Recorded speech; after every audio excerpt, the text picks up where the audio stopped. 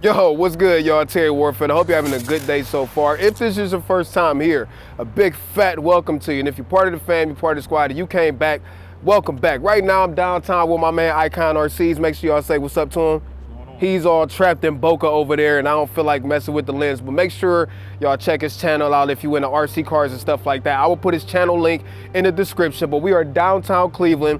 It's a beautiful day outside. Sorry if it's a little windy. Sorry if you can hear the cars and everything. But something I really want to talk about today. Now, y'all know I got a Sony A7S III on the way. And if you don't know, you know now. And one thing that everybody's been talking about constantly is, oh my God, it's only 12 megapixels. That's not enough XYZ. So in this video, I'm sorry, there's not gonna be no B-roll, no cinematics. If you want that, I got a whole catalog full of videos. You could go back, even the last few, and get all of that sauce. In this video, I wanna tell you about why I think in 2020, 12 megapixels with the A7S III is still way more than enough for most people.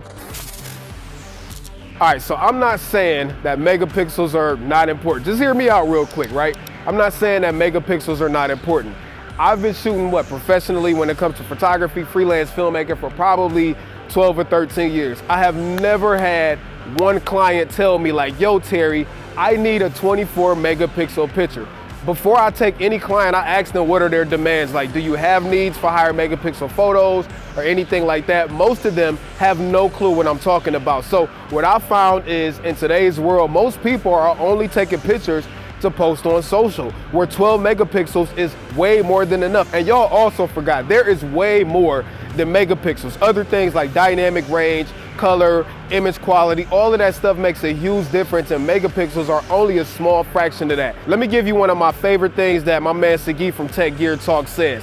A crap picture is a crap picture, whether it's 12 megapixels or 108 megapixels. 108 megapixel bad photo is just 108 megapixel bad photo. And I say that to say there are some phones and higher megapixel cameras that cannot take good photos because higher megapixels also have disadvantages too. It takes more processing power to process all of those megapixels. The low light performance is worse because you're cramming a whole bunch of pixels, which that means the pixels have to be smaller in the same space as maybe a 12 megapixel sensor, where the photo sites can be a lot bigger, which means the computer and the camera doesn't have to work as hard to process 12 megapixels, but you also benefit from bigger photo sites, which gives you better low light performance, better dynamic range, etc. Plus the file sizes are way smaller. So for me, I don't really think 12 megapixels is that big of a deal. Now, also, are there clients that do demand or applications that do demand higher megapixels?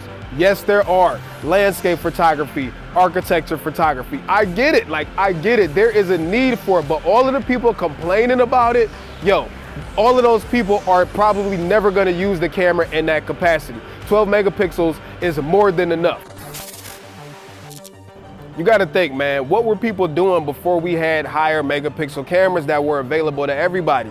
When people were using cameras that were only 10 megapixels, 12 megapixels, do you think wedding photographers weren't blowing up pictures? Do you think they weren't giving people 11 by 14s and stuff like that? So I'm not a specialist when it comes to like viewing distances, DPI and all of that stuff, but we've always had lower megapixel professional cameras, and it's never like people never got what they needed. So I think unless you're blowing up like massive billboards or you need to put a mural on a freaking wall, 12 megapixels, even for prints, is still, as far as I know, more than enough. If I'm wrong, please drop it in the comments and correct me, but I just think like I can't be wrong, because you've had wedding photographers shooting on Nikons that were 10 megapixels, 12 megapixels, still delivering some of the most stunning pictures a lot of people have ever seen. And now that I think about it, 10 megapixels for me, not talking about prints anymore, some of my favorite pictures have been taken on the A7 III in crop mode, which is only 10 megapixels. So it's not like because the A7S III is only 12 megapixels that it can't take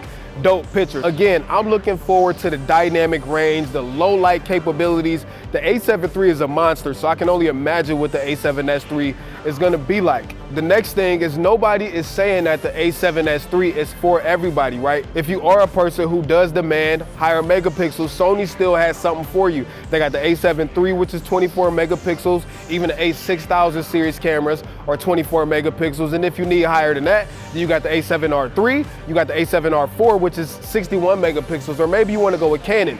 They have cameras that have higher than 12 megapixels. So nobody's forcing you or saying that you have to get an A7S III. However, just because it's only 12 megapixels doesn't mean that it won't be a dope stills camera. And again, there are other cameras out there for you if you have something that requires higher megapixels. If I ever get that client that does be like, yo T, I need 24 megapixels, I still have other cameras that are capable of it, even though I've never had that type of client before, it could happen. So I guess what I'm saying is, remember, the A7S III is a video camera first. It's 12 megapixels because you only need 8 to 9 megapixels for 4K.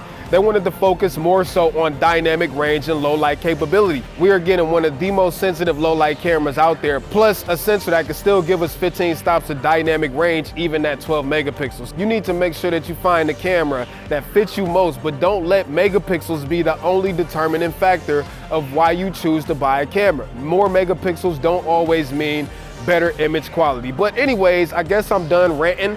I would love to know what y'all think about this 12 megapixel debacle. Let me know in the comments what you think. Did you get a Sony A7S III? Maybe you was thinking about not getting one because of the 12 megapixels. If you're thinking about not getting one, you really need to assess, do you really need a higher megapixel camera if you want the A7S III?